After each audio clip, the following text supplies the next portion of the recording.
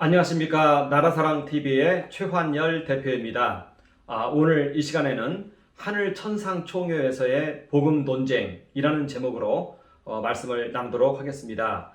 본문 말씀은 이사야서 6장의 내용이 되겠습니다.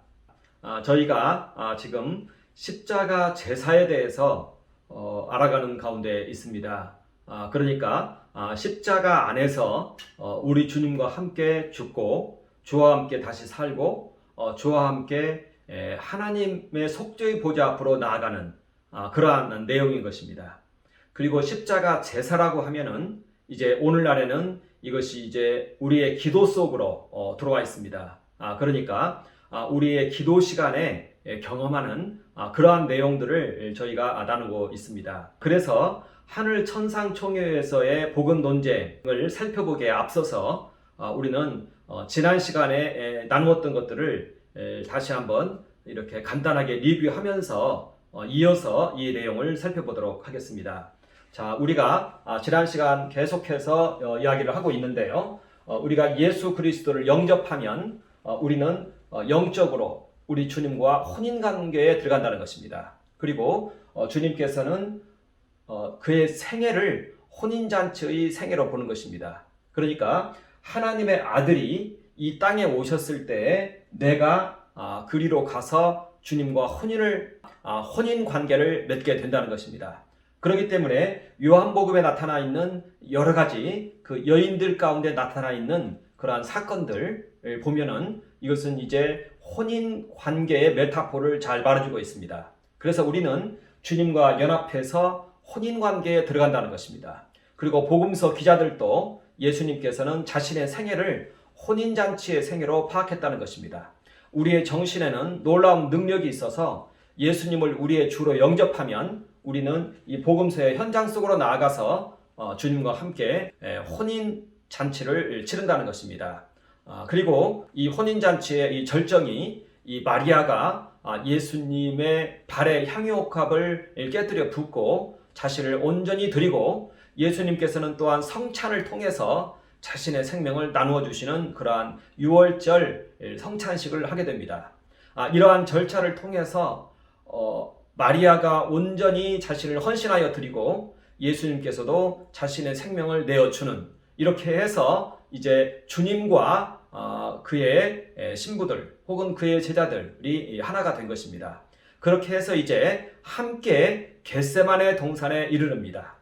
그래서 겟세마네 동산의 기도를 보면은 함께라는 용어가 계속 반복적으로 나타납니다. 그러니까 예수님 몸 안에 들어가는 그러한 절차인 것입니다. 그리고 예수님께서 겟세마네 동산에서 땀방울이 핏방울이 되기까지 기도하셨는데 그것은 바로 아버지의 뜻을 위한 기도였던 것입니다. 자, 그런데 이 아버지의 뜻은 무엇이었냐? 우리를 하나님의 아들이 자신의 품에 품고 우리를 위해서 십자가를 지는 것이었습니다. 그래서 우리가 이 겟세마네 동산의 기도 가운데 주님의 몸 안으로 들어간다는 것입니다. 그리고 주님께서는 이제 대제사장의 뜰에서 자신이 하나님의 아들이신 것을 대제사장 앞에서 맹세를 하십니다. 그리고 빌라도 법정에서 빌라도 앞에서 자신이 유대인의 왕인 것을 말씀하시는데 여기에서 유대인이 누구인지를 밝히십니다. 그것은 바로 진리를 좇는 자들을 예수께서는 유대인이라고 칭하고 있다는 것을 우리가 알 수 있습니다. 그러니까 우리가 우리의 양심을 좇아서 진리를 좇음으로 주께 나왔을 때 우리가 참 유대인이 된다는 것입니다. 주님께서는 하나님의 아들로서 이렇게 진리를 좇는 자들을 품에 품으신 것입니다. 그리고 그들을 대표해서 사형언도를 받으신 것입니다. 그리고 골고다 산정에 오르셔서 이제 이 십자가를 지시게 되는 것입니다. 그래서 여기에 보면은요, 겟세마네 동산의 기도와 십자가에 못 박히신 예수 그리스도, 지금 제가 이 부분을 설명을 했습니다. 이것은 이제 성경에 나타나 있는 그 표면적인 모습입니다. 그런데 이 이면에 진정한 의미가 담겨져 있습니다. 이게 영적인 진실입니다. 여기 보면은 하나님의 아들이 유대인의 왕이 되어서 우리가 주님과 함께 십자가에 참여한다는 것입니다. 이것이 이제 이 내용에 대한 진정한 의미라는 것입니다. 그리스 철학에서 이렇게 대표자가 그 전체를 품에 품고 대속을 한다, 십자가를 진다, 이러한 개념은 그리스 철학에 잘 나타나 있습니다. 이게 신화적 메타포입니다. 예수 그리스도가 진리 자체이십니다. 로고스입니다. 대문자 로고스입니다. 그런데 우리 영혼 하나하나가 이 로고스를 분유받은 것입니다. 진리를 분유받은 것입니다.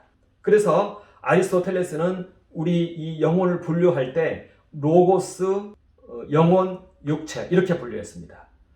여기에서의 이 소문자 로고스는 사실은 정신을 말하는 것입니다. 이렇게 우리는 이 하나님의 아들로부터 이 진리를 분유받은 자들인 것입니다. 그러니까 우리가 주님과 함께 십자가를 지고 십자가에 참여한다는 것입니다. 자, 그리고 주님께서 이제는 십자가 위에서 이렇게 7마디의 가상 7원의 기도를 하십니다. 그러니까 이것은 이제 우리가 주님과 함께 십자가에 못 박혀서 주님과 함께 기도하는 내용이 된다는 것입니다. 자, 그리고 우리는 지난 시간에 이 내용에 대해서 객관적인 의미를 살펴봤습니다. 그런데 이 내용이 어떤 내용이냐? 그것은 바로 제사를 통해서 진정한 모습이 계시된다는 것입니다. 그러니까 이 내용은 제사를 통해서 해석을 할 때 그 진정한 의미가 드러난다는 것입니다. 자, 그랬을 때 여기에서 첫 번째 기도가 아버지여 저들의 죄를 사하여 주옵소서. 이것의 진정한 의미는 무엇이냐? 하나님의 성전을 짓기 위한 번제와 속죄제였다는 것입니다. 그러니까 이 기도와 더불어서 우리는 주님과 함께 우리의 목숨을, 인생을, 소유를, 재산을, 사업장을 하나님께 산제사의 제물로 바칠 수 있는 장소라는 것입니다. 그리고 바치는 장소라는 것입니다. 우리 생명을 하나님께 드리는 장소라는 것입니다. 예수님께서 이렇게 자신의 생명을 바치고 계시는데 우리가 이 현장으로 매일 아침마다 나아가서 이 십자가 안에서 우리의 목숨을 하나님께 바쳐야 된다는 것입니다. 그러한 장소라는 것입니다. 그러한 은혜로운 장소라는 것입니다. 우리의 헌신이 이루어지는 장소라는 것입니다. 우리의 순교가 이루어지는 장소이고 순교의 영이 임하는 장소라는 것입니다. 우리의 생명, 소유, 소득, 사업장, 인생, 재산이 하나님께 산제사의 제물로 드려지는 그러한 장소라는 것입니다. 그러니까 예수님께서 이러한 기도를 6시간 동안 하셨는데 우리는 그 6시간 동안에 우리 주님과 함께 우리의 목숨을 드리는 그러한 장소라는 것입니다. 이것이 이 십자가의 진정한 의미라는 것입니다. 번제의 장소라는 것입니다. 그리고 우리는 이 십자가 안에서 예수님께서 그의 부모 형제를 위해서 기도했습니다. 마리아를 위해서 기도했습니다. 여자여 아들이니이다 하면서 기도했습니다. 우리도 이곳에서 우리의 부모 형제를 위해서 기도합니다. 우리의 진정한 형제는 사실은 교회인 것입니다. 그리고 우리의 혈육을 위해서 기도합니다. 우리의 진정한 혈육은 우리 나라인 것입니다. 우리가 부모, 형제, 교회, 우리 나라를 위해서 대신 우리 주님과 함께 우리를 바치면서 속죄제의 제사를 이 안에서 드린다는 것입니다. 6시간 동안 이렇게 주님과 함께 기도를 한다는 것입니다. 그것이 바로 내가 목마르다입니다. 6시간 동안 기도해서 이제는 주님의 목숨이 다 한 것입니다. 이렇게 우리는 이 6시간 동안 비록 짧은 시간 동안 우리가 방언으로 이 기도를 한다 하지만 사실은 6시간 동안 주님과 함께 이 기도를 하게 되는 것입니다. 그리고 이때 이제 주님께 이제 죽음이 다가왔습니다. 영적 세계가 예수님의 눈에도 열렸습니다. 자, 그랬을 때 예수님께서 이제 진노의 포도주 잔을 마십니다. 이것은 이제 모든 이 죄를, 모든 인생의 저주를 그가 담당하시는 것입니다. 그리고 이제 다 이루었다고 말씀하십니다. 그러면서 이제 죽으시는 것입니다. 자신의 목숨을 하나님께 완전히 이제 드려지는 것입니다. 이때 예수님께서는 나의 하나님 어찌하여 나를 버리셨나이까 이렇게 기도했습니다. 이것은 진실로 음부까지 내려간 것을 말하는 것입니다. 우리가 우리 주변에서 음부에까지 내려갔다 왔다는 사람을 우리는 얘기를 듣습니다. 주님께서 그곳까지 내려가신 것입니다. 그곳에 가서 복음을 선포하신 것입니다. 대속을 선포하신 것입니다. 우리의 죄를 우리 모든 인류의 죄를, 예수 그리스도를 영접한 자들의 죄를, 나의 죄를, 우리의 죄를, 우리 교회의 죄를, 우리 나라의 죄를 예수님께서 대속했다는 것을 이 음부에 내려가서 선포를 하신 거란 겁니다. 그리고 그곳에서 모든 죄의 삭을 지불하신 것입니다. 하나님의 아들이 그것을 지불하신 것입니다. 하나님의 아들이 우리를 위한 속죄의 제물이 된 것입니다. 그런데 주님께서는 다시 사셨습니다. 하나님께서 예수 그리스도를 부활케 하셨는데 죽음을 이기신 것입니다. 하나님께서는 예수님의 이 기도를 들으셨습니다. 아버지여, 내 영혼을 아버지 손에 부탁하나이다. 하나님 아버지께서 예수 그리스도의 생명을 다시 살리신 것입니다. 이것이 부활의 개념인데요. 사도 바울은 부활의 일반성을 주장합니다. 말하자면 모든 채소의 씨앗이 땅에 떨어져 죽어야 이제 다시금 새 생명으로 꽃피어난다. 그리고 인간의 육체도 죽어야 영원한 신령한 육체를 얻는 것이다 하면서 예수께서 부활의 첫 열매가 되었다고 말씀하시는 것입니다. 이와 같이 해서 예수께서 다시 사신 것입니다.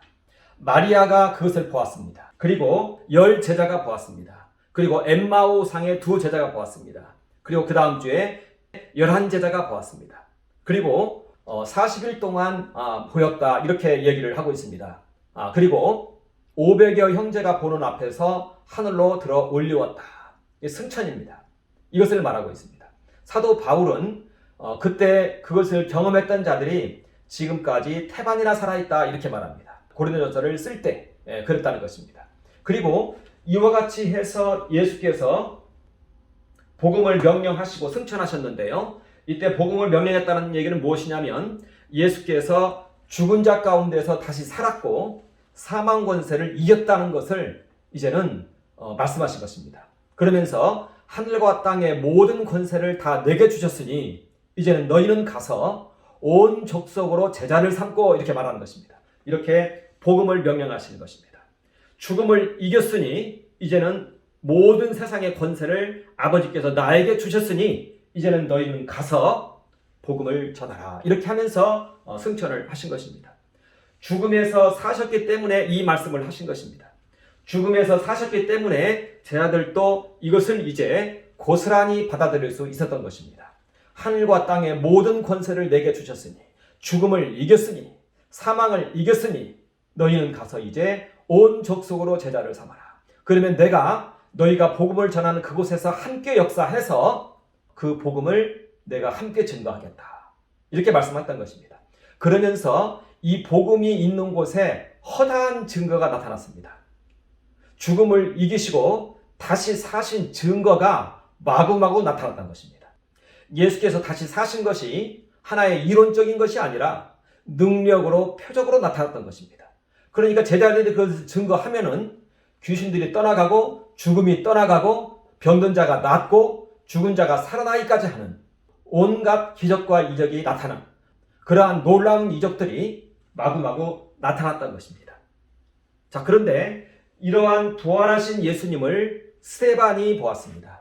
순교하기 직전에 하늘이 열리고 이 예수님의 모습을 본 것입니다. 바로 그게 예수님의 지금 현재의 모습인 것입니다. 자, 그런데 그 예수께서 사도 바울을 만나주신 것입니다. 다메섹 도상에서 사도 바울이 이 부활하신 예수 그리스도를 만난 것입니다. 이 사도 바울은 자기가 복음을 전하는 곳에서 항상 이것을 증거합니다. 생생한 것입니다. 평생토록 그것을 말했습니다. 부활을 얘기했던 것입니다. 그리고 바로 이 바울이 만난 그 예수님을 우리는 영접을 한다는 것입니다. 그래서 우리도 이 바울 안에서 이 예수님을 경험한다는 것입니다. 그리고 믿음이라는 것은 외부에서 들어오는 것입니다. 경험을 통해서 들어오는 것입니다. 내가 만들어내는 것이 아닙니다. 외부를 통해서 들어옵니다. 경험을 통해서 들어옵니다. 우리가 이 사건 속으로 들어갈 때 그때 믿음이 우리 안에 들어온다는 것입니다. 부활에 대한 믿음도 이 사건 속으로 들어가서 이 부활하신 주님을 만난 자들 안에서 우리가 그것을 경험한다는 것입니다. 그랬을 때 우리에게도 그와 같은 믿음이 생성이 된다는 것입니다. 예수께서는 이렇게 하여서 우리에게 이러한 주의 죽으심과 부활하심을 증거하신 것입니다. 그리고 그가 다시 우리에게 오신 것입니다. 자, 이때 예수께서는 500여 형제가 보는 앞에서 이제 승천하셨습니다. 이 승천하신 예수 그리스도에 대해서 우리 지난 시간에 살펴보았는데요. 부활 승천하신 예수 그리스도께서는 대제사장 되신 예수 그리스도이시고, 히브리서 기자는 땅에 있는 성막이 아닌 하늘 참 성막에 들어가서 우리를 위하여 기도하기 위하여 들어갔다, 이렇게 말하고 있는 것입니다. 예수님은 그때부터 지금까지 우리를 위하여 기도하고 계신다는 것입니다. 이 사건은 이어져 있는 사건이라는 것입니다. 이 사건의 당사자가 그때나 지금이나 동일하다는 것입니다. 예수님의 이 행위는 이때부터 지금까지 계속 동일하다는 것입니다. 그래서 예수 그리스도의 이 제사를 단번에 드려진 제사이지만 영원을 커버하고 있는, 단번에 영원한 제사를 주님께서는 드리신 것입니다.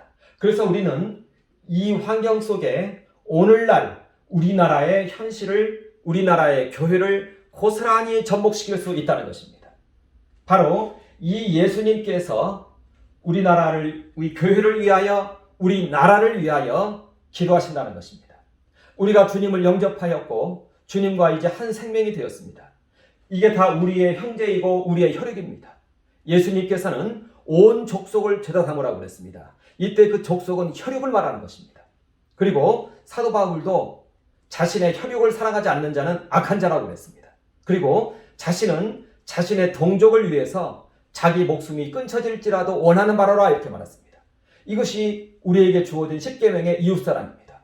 우리는 이렇게 우리 나라를 위해서 주님과 함께 목숨 바쳐 눈물로 기도한다는 것입니다. 예수님은 이 일을 지금 우리와 함께하고 계신다는 것입니다.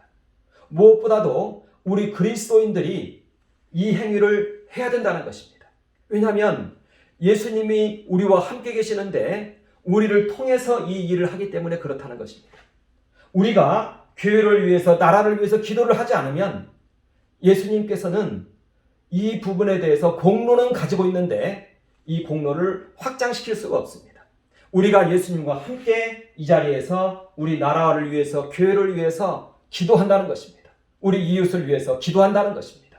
우리 혈육을 위해서 기도한다는 것입니다. 우리 동족을 위해서 기도한다는 것입니다. 우리 양심의 행위입니다. 이것은 양심의 행위입니다. 우리 양심이 살아나면 이 행위가 나타난다는 것입니다. 예수님은 우리의 양심을 일깨워 주십니다. 양심이 일깨워진 자들은 다 이와 같이 기도하는 것입니다. 우리나라 가운데 큰 위기가 왔습니다. 이것은 우리나라만의 위기가 아닙니다. 온 세계의 위기입니다. 공산주의 막시즘이 신사회주의로 새롭게 나타났습니다. 그러면서 모든 나라의 사회주의 정부를 통해서 그 나라를 전복하려고 합니다. 자유민주주의 체제를 전복해서 막시즘 공산주의 아래로 가두려고 그러는데, 공산주의는 사탄의 종교입니다. 무신론을 기반하고 있고 무자비합니다. 국가란 개념이 없습니다. 파괴적입니다. 이러한 위기가 우리나라를 비롯해서 모든 나라 가운데 임하여 있습니다. 이것이 점점 또 가속됩니다. 이때 그리스도인들은 이것을 알고 너무나 깜짝 놀랍니다. 그러면서 마치 그 영혼이 죽은 자처럼 되어버립니다. 어찌할 수 없어서 하나님께 부르짖습니다. 자신의 힘으로 어떻게 감당할 수 없어서 하나님께 부르짖는 것입니다. 이사야가 그랬습니다. 아수르가 침공에 들어온 것입니다. 그래서 이사야가 부랴부랴 하나님의 성전으로 들어갑니다. 성소로 들어갑니다. 이때 하늘의 보좌가 열리는 것입니다. 왜냐하면 나라를 위해서 기도해야 되기 때문에 그렇습니다.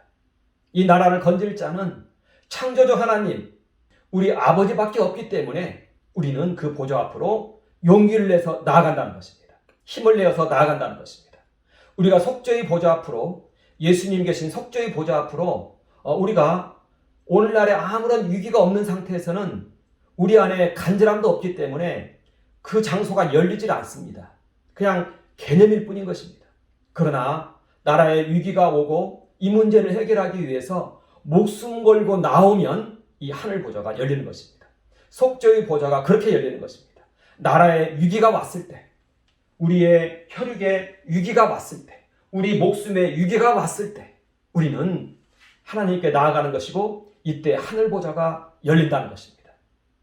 이러한 모든 개념들은 지식으로 추구하는 개념이 아닙니다. 나라 사랑으로 추구하는 이 모든 개념인 것입니다.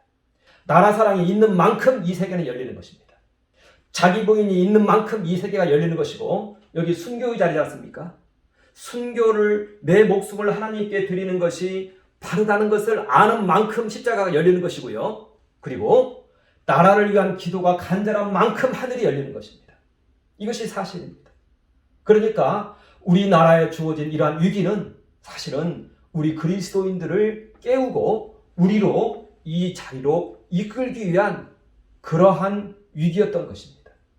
하나님께서는 나라의 위기를 통해서 우리 그리스도인들을 깨우고요, 우리 그리스도인들을 이리로까지, 하나님의 보좌로까지 끌어올린다는 것입니다.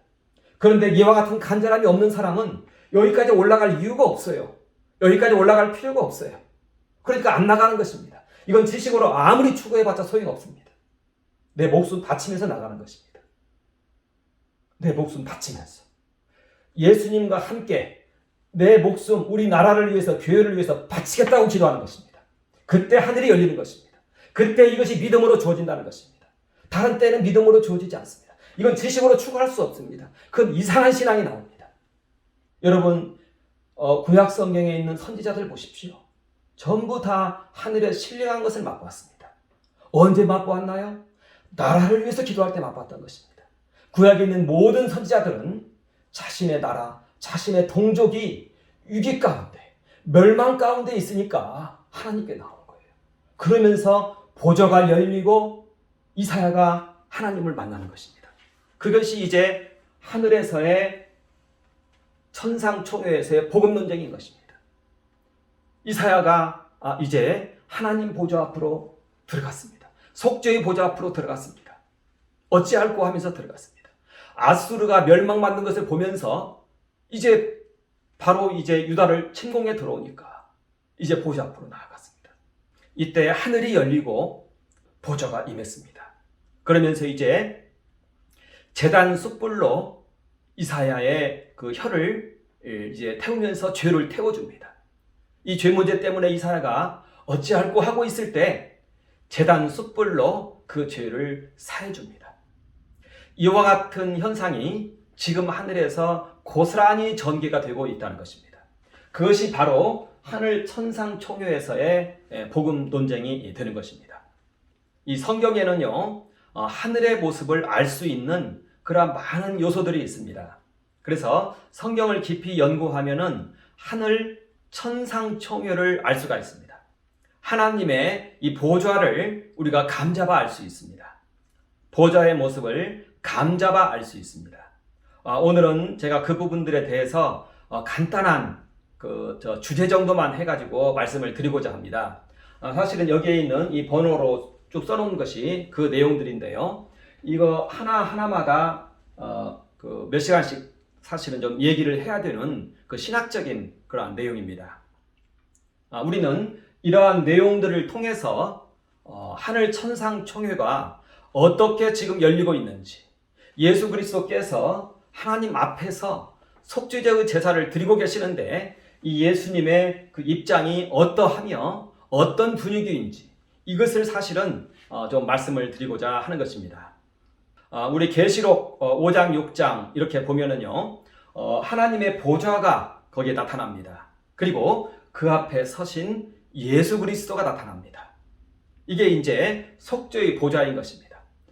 아버지께서 계시고 예수 그리스도께서 계시는 것입니다. 그런데 거기에 보면은 유리바다가 있습니다. 유리바다.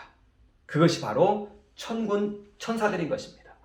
하늘에 있는 모든 존재는요, 물질적인 존재가 아닙니다. 전부 영적인 존재입니다. 그런데 그것이 표현될 때는 항상 보석으로 표현이 됩니다. 보석으로. 그래서 천군 천사들은 유리라는 보석으로 표현이 되고 있다는 것입니다. 그래서 이 유리바다가 거대합니다. 이게 바다입니다. 바다. 천천만만의 천군 천사들인 것입니다. 이게 다 영적인 존재들인 것입니다. 그런데 유리바다가 있는가 하면은 이게 고스란히 땅에 반영되어 있는 것이 이 바다인 것입니다. 수면인 것입니다. 창세기 1장에 있는 바로 수면이 바로 그것인 것입니다. 그리고 하늘이 이렇게 파란 이유는 이 유리바다 때문에 팔았습니다. 이 바다의 색깔과 같죠? 팔았습니다. 이것이 이제 신화적인 개념을 가지고 있는 사람들의 이제는 그 우주관이었던 것입니다. 그리고 이러한 부분이 그리스 철학에도 잘 나타나 있습니다. 이 그리스 철학은 그리스 신화적 메타포에서 이제 이 철학이 나왔는데요. 그리스 신화나 메소포타미아 신화나 창세기 1장의 그 신화나 이게 흐름이 같습니다. 전부 메소포타미아 신화를 통해서 나왔습니다. 거기 보면 창세기 1장에 수면이 나옵니다. 수면.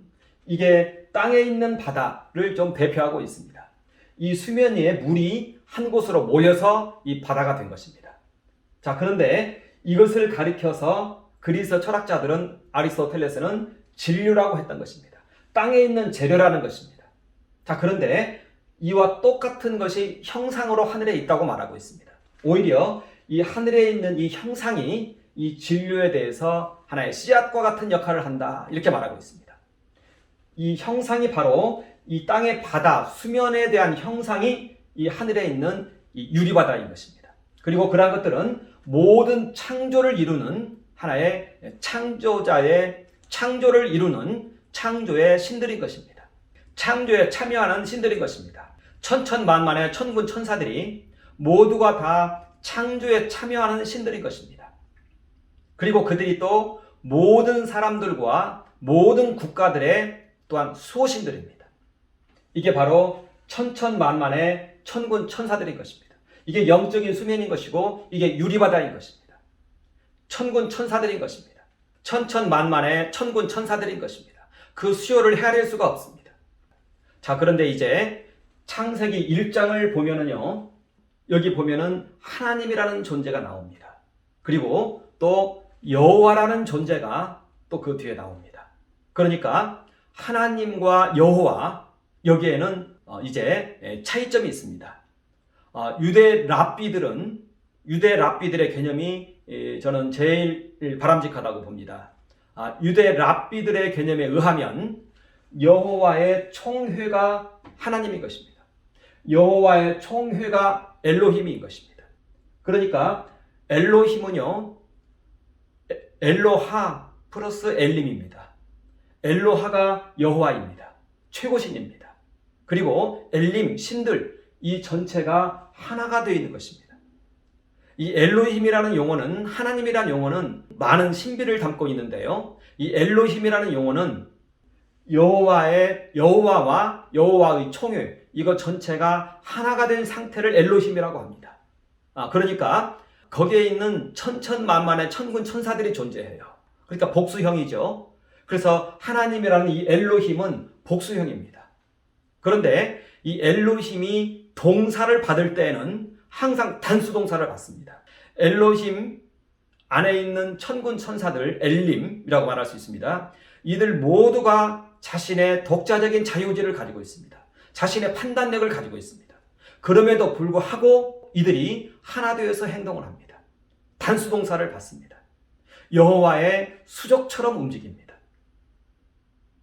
여호와의 몸처럼 움직입니다. 그래서 여호와가 단독으로 나타날 때는 여호와라고 말합니다. 그러나 이제 이 천상총회와 더불어 나타날 때, 이때 물론 보이는 모습은 여호와죠. 그러나 그 뒤에 천군 천사가 대동해 있는 그 모습을 볼 때는 엘로힘이라고 하는 것입니다. 이러한 것이 어디에 나타나느냐? 노아 홍수에 나타난 하나님의 이름이 언제 사용되어지는지를 보면 이것을 알 수가 있습니다. 그래서 여기에 대해서도 상당한 그러한 이제 시간을 할애해서 말씀을 드려야 되는데, 굳이 이건 다음 기회로 미루도록 하고요. 또 창세기 18장에도 여호와께서 이제 소돔과 고모라의 심판을 위해서 방문을 하십니다. 여기에서도 이 신명이 똑같은 패턴으로 나타납니다. 그리고 그 신명을 해석을 해보면 이제는 창조나 심판에 관한 것은 엘로힘으로 행동을 한다는 것입니다. 여호와께서 그의 천군 천사들과 함께 창조를 하고요. 그리고 심판도 그와 같이 한다는 것입니다. 창조와 파괴의 행위를 할 때 하나님께서, 여호와께서 단독으로 하지 아니하시고 이 총회를 통해서 한다는 것입니다. 여호와께서 결정을 하면 이 천군 천사들이 이제 일사불란하게 움직이면서 창조를 수행한다는 것입니다. 그런데 여기에 있는 이 천군 천사들, 이들은 모든 개인과 모든 나라들의 소신들입니다. 땅에서 일어나는 모든 얘기를 전부 듣습니다. 그리고 하나님께 보고를 합니다. 이런 존재들입니다. 그런데 땅에 죄가 관영했습니다. 그래서 이제 여기에서 올라오는 얘기들이 심판을 해야 된다는 얘기들이 끝없이 올라오고 있더라는 것입니다. 노아의 심판도 그랬고 소돔과 고모라의 심판도 그랬고 끝없이 이 얘기가 위로 올라온다는 것입니다. 그래서 도저히 통일성을 유지할 수가 없습니다. 심판을 해야 되는 상황이 발생을 한다는 것입니다. 이러한 것이 욥기 1장에 보면 잘 나타나 있습니다. 천상총회가 있습니다. 여호와께서는 천상총회가 바로 엘로힘인 것입니다. 그래서 많은 학자들이 창세기 1장을 해석할 때 여호와의 천상총회, 어전회의로 창세기 1장을 해석합니다. 여호와께서 창세기 1장에 말씀하시니라, 이 모든 내용이 어전회의에서의 법정 말씀인 것입니다. 여호와의 말씀이 천상총회에서 나타난 말씀은 이 법정, 어전회의에서 나타난 명령인 것입니다. 그러니까 그와 같이 질서정연하게 모든 천군 천사들이 행동을 하는 것입니다. 그렇게 해서 창조가 이루어지는 것입니다. 그런데 이때 이 모든 천군 천사들이 전부 고유의 인격을 가지고 있다는 것입니다. 그래서 이제 천상총회에서 사탄의 참소가 있는 것입니다. 욥기 1장에 보면은 이제 그 내용이 나타나는 것입니다. 참소가 있는 것입니다. 우리나라 대한민국에 교회가 있는데 교회가 너무나 이 개인 기복주의에 빠지고 나라에 대해서는 무관심하고 타종교와 다를 바 없이 이렇게 되어버리고 그러면서 이제 나라에 위기가 왔다는 것입니다. 심판이 진행된다는 것입니다. 심판이. 하늘에서 그와 같은 심판이 진행이 된다는 것입니다. 그러면 나라는 이제 큰 위기에 빠지는 것입니다. 이때 이제 이사야라는 선지자가 이 하나님의 성소에 들어갑니다. 예수께서 하나님의 이 성소에 들어가신 것입니다. 그러면서 이제 이 유리바다 앞에 그리고 보좌 앞에 서 있는 것입니다. 천천만만의 천군 천사들이 이제는 참소를 합니다. 이때 예수께서 하시는 말씀이 있습니다. 하나님의 아들 예수께서 하시는 말씀이 있습니다. 내가 대한민국의 죄와 저주를 담당했다. 내가 대한민국의 교회의 죄와 저주를 담당했다. 이렇게 이제 예수님께서 이 앞에서 외치는 것입니다. 내가 십자가 안에서 담당했다. 이렇게 말을 한다는 것입니다. 그러므로 하나님의 구원이 이곳에 임하는 것이 타당하다. 이렇게 얘기를 한다는 것입니다. 그런데 이때 이걸 듣고 있는 많은 다른 수천사들이 있습니다. 이들이 말합니다. 나는 그 얘기를 듣지 못했다. 나는 그 얘기를 듣지 못했다. 내가 대한민국 교회 여기에서 이렇게 활동을 하고 있는데 나는 그 얘기를 듣지 못했다. 하나님의 아들이 이 대한민국과 이 나라의 죄와 저주를 담당했다는 그 소식을 내가 누구의 수호천사인데 듣지 못했다. 이렇게 얘기한다는 것입니다. 그러므로 이 죄의 삭시 지불이 돼야 된다. 심판이 진행돼야 된다. 이렇게 얘기를 한다는 것입니다. 복음을 듣지 못했다. 이렇게 말을 한다는 것입니다. 이때 예수께서 하시는 말씀이 누가 나를 위해서 갈고 이 말인 것입니다. 이사야가 그렇게 얘기를 합니다. 누가 나를 위해 갈고. 하늘에서 음성이 들리는 것입니다. 누가 나를 위해 갈고. 이사야가 말합니다. 내가 여기 있나이다. 나를 보내소서. 이게 우리의 목소리인 것입니다. 이게 예수님의 목소리이고 이게 우리의 목소리인 것입니다. 우리는 이 음성을 듣는 것입니다. 이것이 바로 복음 명령인 것입니다. 그래서 복음 명령은 하늘 성소에서 울려 퍼지는 지성소에서 떨어지는 명령이라는 것입니다. 지성소에서 떨어지는 명령이라는 것입니다. 예수께서 우리나라의 죄와 저주를 담당했고 이걸 주장을 하고 있는데 수호 천사들이 못 들었다고 하니까 예수님께서 누가 나를 위하여 갈고 누가 대한민국에 하나님의 아들 예수께서 우리의 죄와 저주를 담당했다는 말을 누가 할고 누가 전할고 이사야가 말하는 것입니다. 내가 여기 있나이다. 나를 보내소서. 이 고백이 있고 이 결단이 있을 때 우리에게 이 결단이 있을 때 목숨 바쳐 우리나라 가운데 이 복음을 전하겠다는 결단을 우리가 할 때 이 심판이 연기가 된다는 것입니다. 이 심판이 뒤로 미뤄지는 것이고 오히려 복음의 능력으로 이 나라가 변한다는 것입니다. 내가 여기 있나이다. 나를 보내소서. 대한민국의 죄와 저주를 담당한 그 사실을 내가 전하겠나이다. 길거리에서라도 전하겠나이다. 교회에서 전하겠고 교회에서 전할 곳이 없으면 피켓 들고 거리에 나가서라도 하나님의 아들 예수께서 우리나라의 죄와 저주를 담당했습니다 라고 전하겠습니다. 듣든지 아니 듣든지 전하겠습니다. 이러한 결단을 우리 그리스도인들이 할 때 우리나라의 심판이 뒤로 물러간다는 것입니다. 이것이 바로 하늘 천상 총회에서의 복음 논쟁이라는 것입니다. 이 논쟁이 지금 일어났습니다.